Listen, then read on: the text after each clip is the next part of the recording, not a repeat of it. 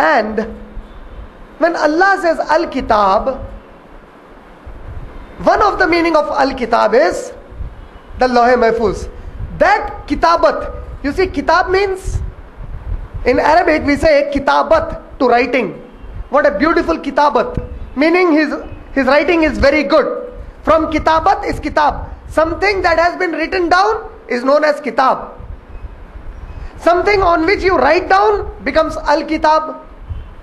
So Lawh Mahfuz has a portion where the Quran has been written down. Dhalikal Kitab. In that Kitab to be from Allah, there is no doubt. And another meaning of Al-Kitab in Arabic, not because the Quran has used it, but even before the Quran, the Arabs used to refer to Kitab for something which is inspired or revealed also. That we know as Wahi. We say Wahi. Prophet Muhammad sallallahu alaihi wasallam received Wahi from Allah subhanahu wa ta'ala through Jibreel alayhi salam. The Arabic word Wahi, another synonym for Wahi, another connotation for the Arabic word Wahi is Al-Kitab. Now if you check, Zalikal Kitabu la raiba fi, there is no doubt in the Wahi that was given to Prophet Muhammad sallallahu alaihi wasallam. Al-Kitab there. So this becomes very clear that the Quran is purely from Allah subhanahu wa ta'ala, and there is no doubt whatsoever that anyone except Allah subhanahu wa ta'ala has revealed the Quran. And then Allah says in Surah Ibrahim, Surah number 14, ayat number 1, Alif Lam Ra Anzalnahu Kitabun Alayka. O Prophet, we have revealed this book unto you. Anzalnahu Kitabun Ilayka. We have revealed this book unto you.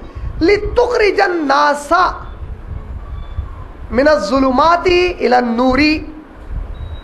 The purpose, we have revealed this book to you so that you bring out the mankind from the depths of darkness of ignorancy to the light of Tawheed. But how will you do that? Bi-izni rabbihim, by the will of your Lord. Meaning, this book, the purpose of the book is, this has been revealed so that you bring out the mankind from the darkness, from the depths, from the ignorance of shirk to the light of Tawheed. How? Not by your own will, but bi-izni rabbihim, by the will of Allah. And bi-izni rabbihim there also means that you cannot bring out every Tom, Dick and Harry. You cannot bring out a Bush or a Clinton or an Obama. If Allah wills that Bush should become a Muslim, he might become a Bashir from Bush. If Allah wills Michael should become Mikael now, Michael Jackson has become a Mikael now. Bi-izni rabbihim, you cannot bring out every human being you will. It is only by the will of Allah, whom Allah has willed, for whom Allah has willed. It is only there that you can bring them out.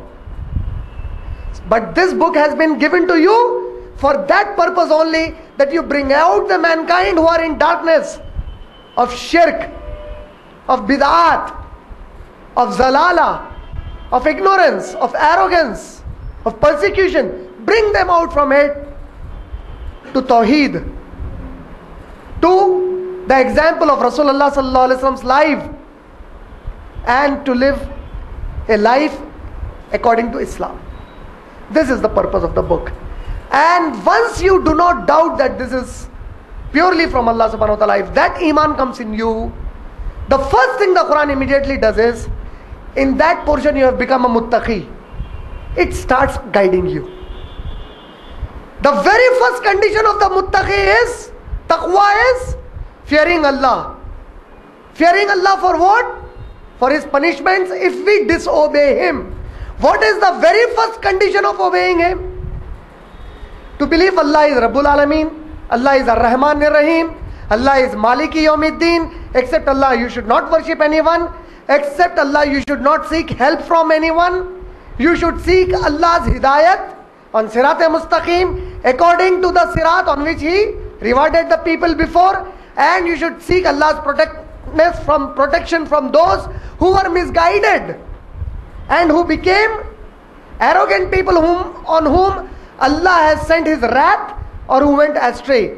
Once you do this, the first thing immediately you have to do for muttaqi is, you have to believe La Raiba Fi, this book. There is no doubt in this book that it is a revelation purely from Allah subhanahu wa ta'ala. The moment you do this, the very first hidayat starts coming to you. Hudal lil muttaqeen. The very first hidayat is for the muttaqeen. It will guide the mankind, amongst the mankind. The first and foremost. You see, if you want a job, the priority will be given to the one who has scored the maximum marks. The jobs are for the entire people. Amongst all the people, the first to receive the job will be the one who is best to fit that. Who will be the best? The one who is most meritorious.